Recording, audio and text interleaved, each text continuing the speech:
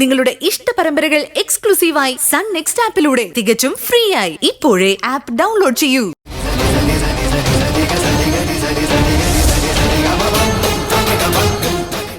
പിന്നൊന്നും അറിയണ്ടല്ലോ.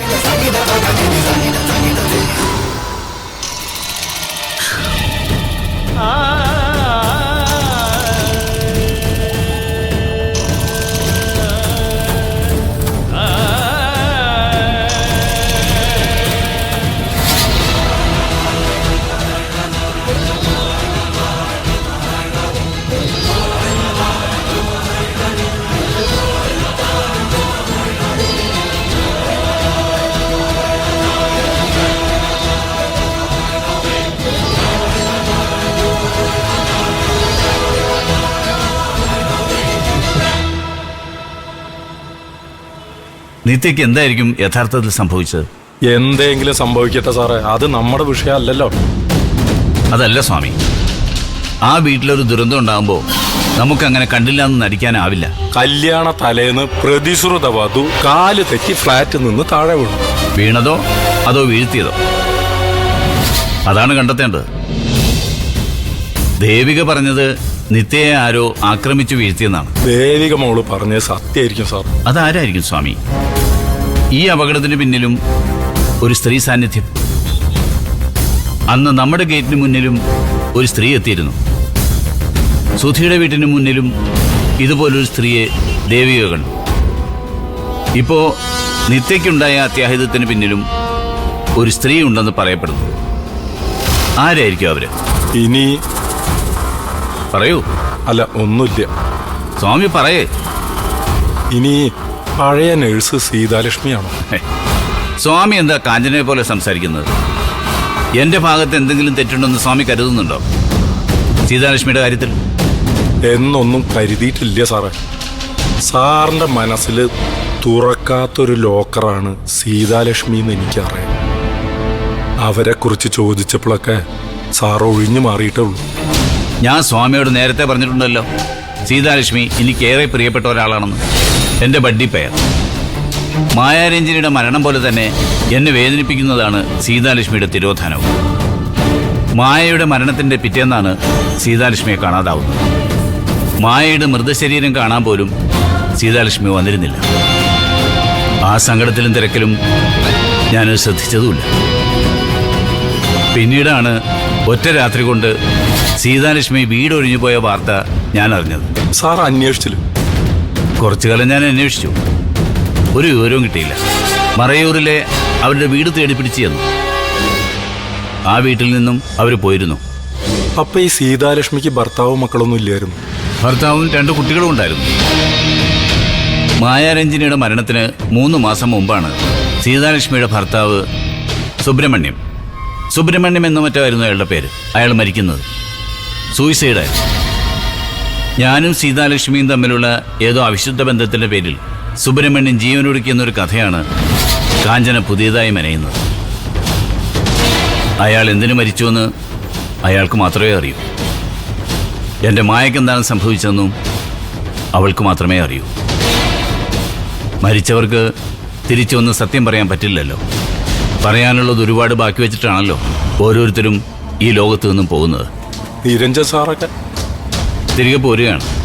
നിരഞ്ജൻ വിളിച്ചിരുന്നു. അടുത്ത തവണ ശ്രുതിമോളെ ഇങ്ങോട്ട് കൂട്ടിക്കൊണ്ടുവരാനുള്ള ഒരു പ്ലാനുണ്ട്. അയ്യോ, അബദ്ധമല്ല സാർ അത്. അവർ പോയത് തന്നെ അബദ്ധം.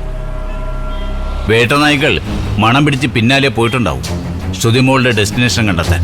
അപ്പോ വരുന്നിടത്ത് വെച്ച് കാണാം സ്വാമി. ഇനി ഓപ്പൺ ഫൈറ്റാണ്. അതിനു മുമ്പ് ശത്രുവിനെ കൃത്യമായി കണ്ടെത്തണം. സ്വാമി മാത്രമേ തൽക്കാലം എൻ്റെ കൂടെയുള്ളൂ. അത് ഓർമ്മ വേണം. ഞാനുണ്ട് സാറേ അവസാനം വരെ.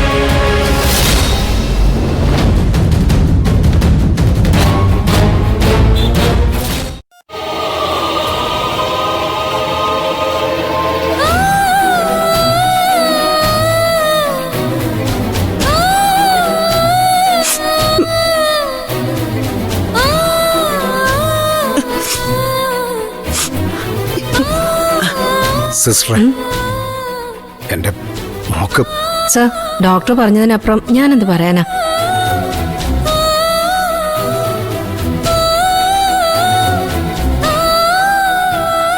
എന്താ എന്താ അച്ഛാ അവര് പറഞ്ഞേ? ജീവനുണ്ട്.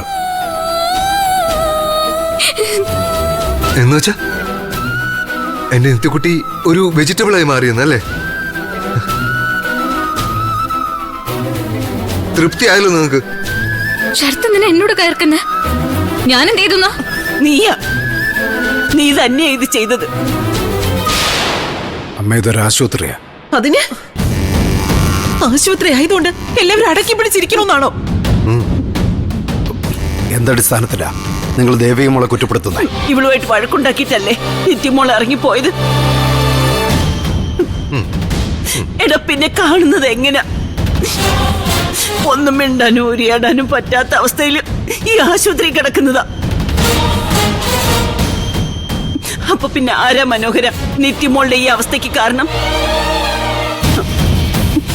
ആശുപത്രിയിൽ കൊണ്ടുവന്നതോ ഇവളും ഇവിടെ മറ്റേ വക്കീലും ചേർന്ന്. അവൻ എങ്ങനെയാ കൃത്യമായിട്ട് നിത്യക്ക് അപകടം പറ്റിയ സ്ഥലത്തെത്തിയത്? അതാ മുത്തശ്ശി ചോദ്യം ചെയ്യേണ്ടത്. ഇതിനകത്ത് ഒരു പ്ലാൻഡ് കളിയുണ്ട്. ഒരു പ്ലാൻ കളിയും ഇല്ല. അത് കാലം തെളിയിച്ചോളും, ദൈവം തെളിയിച്ചോളും. കാലം തെളിയിക്കും, ദൈവം തെളിയിക്കും. മറ്റുള്ളവർക്കൊക്കെ അങ്ങനെ പറഞ്ഞ് ആശ്വസിക്കാം.